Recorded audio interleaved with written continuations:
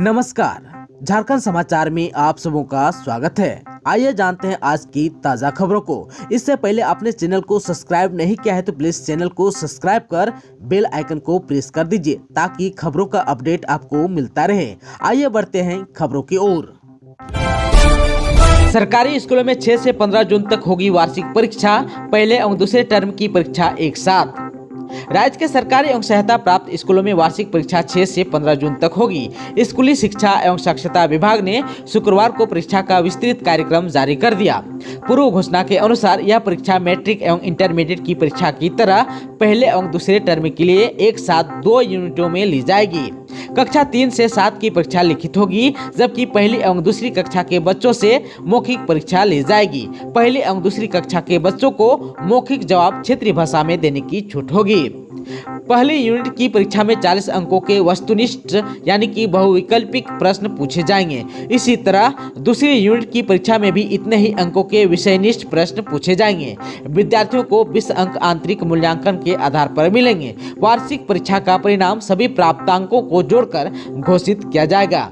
कक्षा 3 से 7 में प्रत्येक विषय के लिए 3.25 घंटे का समय निर्धारित होगा, जिसमें प्रथम 1.5 घंटा पहली यूनिट एवं पुनः 15 मिनट के बाद 1.5 घंटा दूसरी यूनिट के लिए होगा। पहली यूनिट की परीक्षा के प्रश्न पत्र में ही विद्यार्थियों को सही विकल्प चुनते हुए उत्तर देना होगा। निर्धारित समय बाद प्रश्न पत्र को शिक्षक मूल्यांकन हेतु जमा ले लेंगे, जबकि यूनिट 2 में प्रश्न पत्र तथा उत्तर पुस्तिका अलग अलग होगी, जिसमें प्रश्न पत्र विद्यार्थी अपने साथ ले जा सकेंगे। उत्तर पुस्तिका मूल्यांकन के लिए जमा कर ली जाएगी। परीक्षा पूर्वाह्न 8 बजे से 11:15 तक आयोजित होगी। वार्षिक परीक्षा का मूल्यांकन कार्य संकुल स्तर पर किया जाएगा। इसमें एक संकुल के अंतर्गत आने वाले सभी विद्यार्थियों की उत्तर पुस्तिकाओं की जांच दूसरे नजदीकी संकुल में की जाएगी तथा उसी संकुल के शिक्षक इस कार्य में शामिल भी होंगे। मूल्यांकन कार्य प्रखंड शिक्षा प्रसार पदाधिकारी के नेतृत्व में होगा।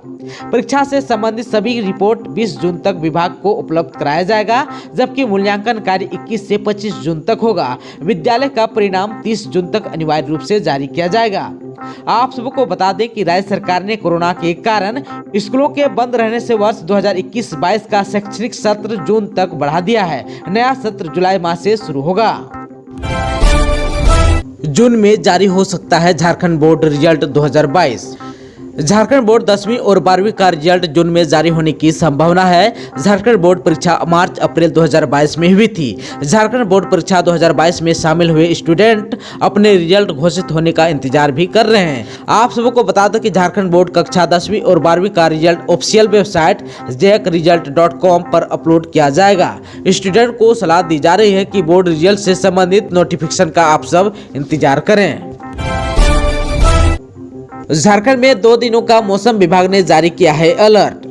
रांची मौसम केंद्र ने 2 दिनों के लिए अलर्ट जारी किया है। केंद्र के मुताबिक झारखंड में अगले 5 दिनों में अधिकतम तापमान में कोई बड़े बदलाव की संभावना नहीं है। कुछ जिलों में हल्के से मध्यम दर्जे की बारिश हो सकती है। कहीं कहीं गर्जन के साथ वज्रपात होने की आशंका भी है। कई जगह तेज गति से हवा भी चल सकती है। 28 मई को यानी कि आज गिरिडीह, गोड्डा, जामताड़ा, पाकुड़, साहिबगंज सहित आसपास के जिले के कुछ स्थानों पर हल्की से मध्यम दर्जे की बारिश होने की संभावना है। वहीं 29 मई को राज्य में कहीं कहीं हल्की सी मध्यम दर्जे की बारिश हो सकती है, जबकि 30 मई को गिरिडीह, गोड्डा, जामताड़ा, पाकुड़, साहिबगंज सहित आसपास के जिले के कुछ स्थानों पर हल्की से मध्यम दर्जे की बारिश होने की संभावना है। वहीं 31 मई को देवघर, धनबाद, दुमका, गिरिडीह, गोड्डा, जामताड़ा, पाकुड़, साहिबगंज सहित आसपास के जिले के कुछ स्थानों पर हल्के से मध्यम दर्जे की बारिश होने की संभावना है। आप सबको बता दूं कि 1 और 2 जून को भी राज्य में कहीं कहीं हल्की बारिश हो सकती है। संथाल परगना के 6 जिलों में करीब 73% हुई वोटिंग, 31 को होगी काउंटिंग। झारखंड पंचायत चुनाव के अंतिम और चौथे चरण की वोटिंग शांतिपूर्ण संपन्न हुई। कहीं से कोई अप्रिय घटना की खबर नहीं है। संथाल परगना के 6 जिलों में 73% की वोटिंग हुई। अब सभी प्रत्याशियों की निगाहें 31 मई 2022 को काउंटिंग पर टिकी हुई है।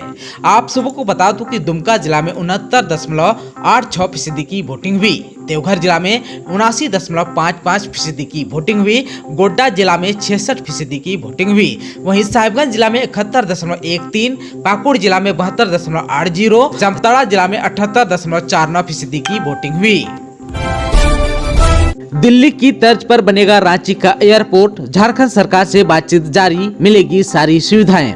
एयरपोर्ट अथॉरिटी ऑफ इंडिया नई दिल्ली के इंदिरा गांधी एयरपोर्ट की तर्ज पर बिरसा मुंडा एयरपोर्ट को विकसित करने की योजना पर काम कर रहा है। गुरुवार को रांची एयरपोर्ट परिसर में मुख्यमंत्री हेमंत सोरेन से मुलाकात के दौरान एयरपोर्ट अथॉरिटी ऑफ इंडिया के चेयरमैन संजीव कुमार ने इस विषय पर चर्चा की। बातचीत के दौरान मुख्यमंत्री ने चेयरमैन से कहा कि रांची और अन्य प्रमुख शहरों से देवघर के लिए विमान सेवा शीघ्र शुरू की जानी चाहिए। इससे देवघर पहुंचने में लोगों को सुविधा होगी। देवघर में एम्स भी है, इसलिए यह जरूरी है कि जल्द विमान सेवा शुरू हो। मुख्यमंत्री से बातचीत करते हुए चेयरमैन ने मुख्यमंत्री से बिरसा मुंडा एयरपोर्ट के विस्तारीकरण के लिए भूमि अधिग्रहण में सहयोग करने का आग्रह भी किया। उन्होंने इसके लिए 301 एकड़ भूमि की जरूरत बताई। मुख्यमंत्री ने इस पर गंभीरता से विचार करने का आश्वासन भी दिया। चेयरमैन ने सीएम को बताया कि बिरसा मुंडा एयरपोर्ट का वर्तमान रनवे 2.5 किलोमीटर का है। मुख्य रनवे को और आगे बढ़ाने की योजना है। इसके अलावा नई दिल्ली के टर्मिनल 3 की तरह आवश्यक सुविधाओं का विस्तार भी एयरपोर्ट परिसर के आसपास किया जाएगा। नई दिल्ली के इंदिरा गांधी एयरपोर्ट की टर्मिनल सिटी के पास एरो सिटी बनाई गई है, जहां कई होटल, रेस्तरां, क्लब और अन्य सुविधाएं विकसित की गई है। आप सबको बता दूं कि एयरपोर्ट में गुरुवार को भगवान बिरसा मुंडा की आदमकद प्रतिमा का अनावरण किया गया। प्रतिमा एयरपोर्ट के वीआईपी गेट के समीप लगी है। प्रतिमा पर एयरपोर्ट अथॉरिटी ऑफ इंडिया के चेयरमैन संजीव कुमार ने पुष्प अर्पित किया। मौके पर एयरपोर्ट निदेशक KL अग्रवाल सहित अन्य लोग उपस्थित थे। एयरपोर्ट में यह प्रतिमा आर्ट कंपनी इंसाल की ओर से लगाई गई है। एयरपोर्ट के अंदर भी विभिन्न कलाकृतियां तैयार की गई है। हेमंत सोरेन मामले में नया मोड़, झामुमो ने राज्यपाल को भेजा पत्र, कहा चुनाव आयोग को भेज दीजिए। खनन लीज आवंटन मामले में भाजपा के गंभीर आरोपों का सामना कर रहे मुख्यमंत्री हेमंत सोरेन को चुनाव आयोग ने 31 मई को उपस्थित रहने के लिए कहा है। चुनाव आयोग उस दिन इस मामले की सुनवाई करने वाला है। इस बीच शुक्रवार को झामुमो ने झारखंड के राज्यपाल रमेश बैस को एक पत्र भी भेजा है। यह पत्र हेमंत सोरेन को नोटिस से संबंधित है। इसमें भाजपा के आरोपों को राजनीतिक से प्रेरित बताया गया है। इस पत्र के जरिए झामुमो ने राज्यपाल से आग्रह किया है कि उसके पत्र को भारत निर्वाचन आयोग को अग्रेसित कर दिया जाए। इसमें जवाब उल्लेखित है। झामुमो के केंद्रीय समिति सदस्य विनोद पांडे के हस्ताक्षर से राज्यपाल रमेश बैस को भेजे गए इस पत्र में झामुमो ने तर्क दिया है कि भाजपा द्वारा हेमंत सोरेन को आयोग घोषित करने संबंधित की गई शिकायत राज्य में भ्रम पैदा करने की साजिश है। भारतीय जनता पार्टी की याचिका मुख्यमंत्री हेमंत सोरेन के नेतृत्व में बेहतर तरीके से चल रही राज्य सरकार को अस्थिर करने का षड्यंत्र है। भाजपा ने पूरी तरह दुर्भाग्यपूर्ण, गलत और अफसोसजनक आरोप लगाया है। झामुमो के केंद्रीय समिति सदस्य ने राज्यपाल से आग्रह किया है कि पत्र को निर्वाचन आयोग को भेज दिया जाए। राज्यसभा चुनाव को लेकर तकरार, कांग्रेस ने झामुमो पर बढ़ाया दबाव, रेस में अजय, फुरकान और सुबोध।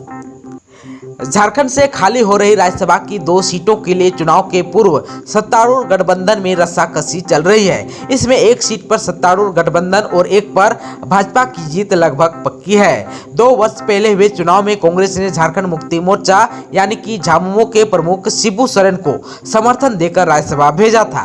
कांग्रेस ने प्रत्याशी उतारा था, लेकिन संख्या बल कम होने के कारण वह जीत नहीं पाया, जबकि भाजपा के पाले में एक सीट गया। इस बार भी चुनाव की नौबत आई तो चुनावी समीकरण में कोई फेरबदलाव की गुंजाइश नहीं है। इसे देखते हुए कांग्रेस ने झामुमो पर अपने प्रत्याशी के लिए दबाव बनाया है। कांग्रेस अध्यक्ष सोनिया गांधी की ओर से झामुमो कार्यकारी अध्यक्ष सह मुख्यमंत्री हेमंत सोरेन को प्रदेश कांग्रेस प्रभारी अविनाश पांडे ने यह संदेश भी दिया है। देखना यह होगा कि सोरेन इस पर क्या निर्णय लेते हैं, क्योंकि झामुमो ने अपने दावेदारी नहीं छोड़ी है। ऐसे में कांग्रेस के साथ उसके संबंधों पर असर पड़ सकता है। इधर जो है झामुमो झुकने को तैयार भी नहीं है। कांग्रेस के एक वरिष्ठ नेता के मुताबिक गठबंधन धर्म के तहत सीट छोड़ना बेहतर होगा, इससे अच्छा संदेश जाएगा। हालांकि अब तक जो संकेत मिले हैं उसके अनुसार झामुमो झुकने को तैयार नहीं है। झारखंड कृषि निदेशक सेवा पद पर चयनित 140 अभ्यर्थियों को 1 जून को नियुक्ति पत्र देंगे सीएम। झारखंड कृषि निदेशक सेवा पद पर चयनित 140 अभ्यर्थियों को मुख्यमंत्री हेमंत सोरेन अपने हाथों से नियुक्ति पत्र देंगे। यह नियुक्ति पत्र मुख्यमंत्री आगामी 1 जून यानी बुधवार को देंगे। इस कार्यक्रम का आयोजन प्रोजेक्ट भवन में किया जाएगा। इसे लेकर कृषि विभाग में जोरों से तैयारी चल रही है। इससे पहले झारखंड लोक सेवा आयोग द्वारा चयनित अभ्यर्थियों के प्रमाण पत्र वेरिफिकेशन का काम 7 से 9 फरवरी 2022 तक किया जा चुका है। झारखंड कृषि सेवा वर्ग 2 के सहायक कृषि निदेशक अनुमंडल कृषि पदाधिकारी पद पर सीधी नियुक्ति परीक्षा आयोजित हुई थी। दोस्तों, अभी तक आपने चैनल को सब्सक्राइब नहीं किया है तो प्लीज चैनल को सब्सक्राइब कर बेल आइकन को प्रेस कर दीजिए ताकि खबरों का अपडेट आपको मिलता रहे। इसके साथ ही आज की खबरों में बस इतना ही। हमें दीजिए इजाजत। नमस्कार।